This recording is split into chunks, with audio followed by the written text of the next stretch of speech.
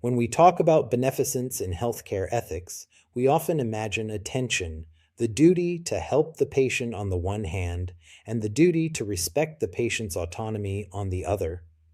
Respectful beneficence is an ethical approach that attempts to resolve this tension not by choosing one principle over the other, but by holding them together. In this lecture, we will explore what respectful beneficence is, how it differs from paternalistic beneficence, and why it has become one of the dominant ethical models in modern healthcare practice. What is respectful beneficence? Respectful beneficence is an approach to healthcare ethics in which clinicians actively seek the patient's good while simultaneously respecting the patient's right to make informed decisions about their own care. Unlike paternalistic beneficence, respectful beneficence does not assume that clinicians should decide for patients.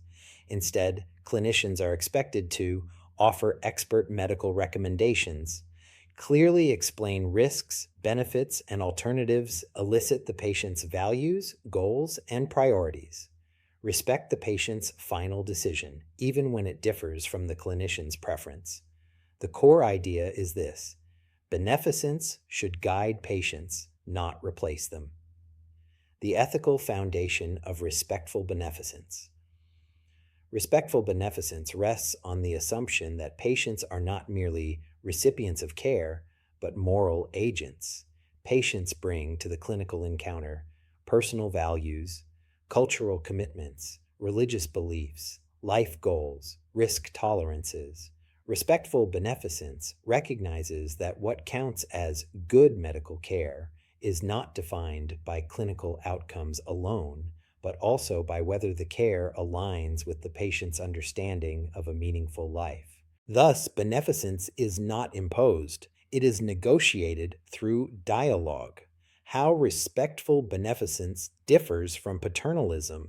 The key difference between paternalistic beneficence and respectful beneficence lies in who has final authority. In paternalistic beneficence, the clinician determines what is best. Patient preferences may be overridden. Autonomy is secondary to professional judgment. In respectful beneficence, the clinician advises but does not command. The patient retains decisional authority. Autonomy is treated as a moral constraint on beneficence. The clinician's role shifts from decision maker to ethical guide. Application: shared decision-making models. Respectful beneficence is most clearly seen in shared decision-making models. Shared decision-making is a collaborative process in which clinicians contribute medical expertise, patients contribute personal values and lived experience. Decisions emerge through mutual understanding. In this model, the clinician does not simply present options neutrally, nor do they dictate outcomes. Instead, they engage in value-sensitive counseling.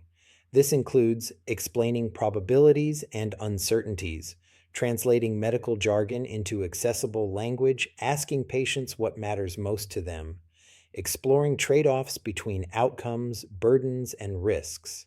The result is a treatment plan that is both medically sound and morally meaningful. Clinical examples of respectful beneficence.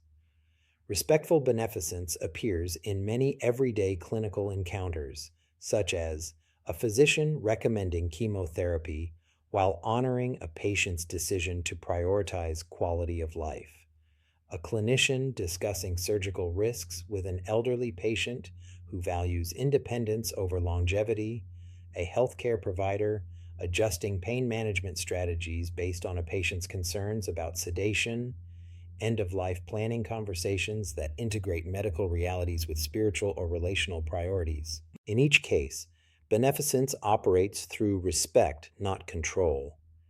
Ethical strengths of respectful beneficence. Respectful beneficence has several important ethical strengths. First, it respects patient dignity. Patients are treated as partners rather than passive subjects. Second, it promotes trust. Patients are more likely to engage honestly with clinicians when they feel heard and respected.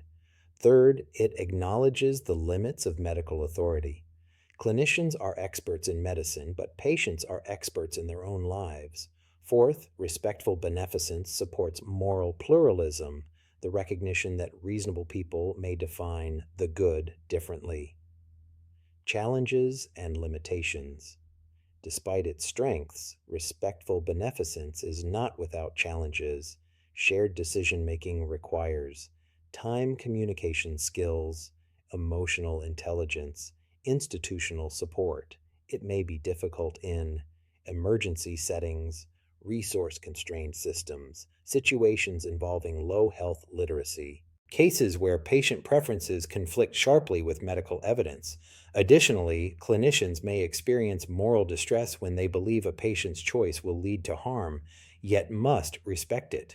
Respectful beneficence does not eliminate ethical tension, it manages it responsibly. Respectful beneficence in contemporary bioethics. In contemporary bioethics, respectful beneficence is often seen as the preferred model for routine clinical care.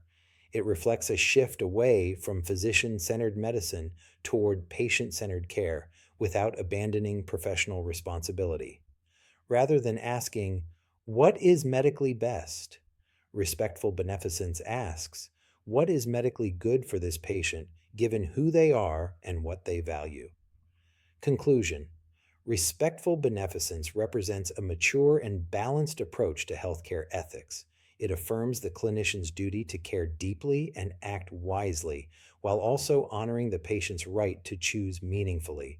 Beneficence in this model is not about control, it is about companionship in decision making. By integrating expertise with empathy and guidance with respect, respectful beneficence offers a framework for ethical healthcare that is both humane and principled.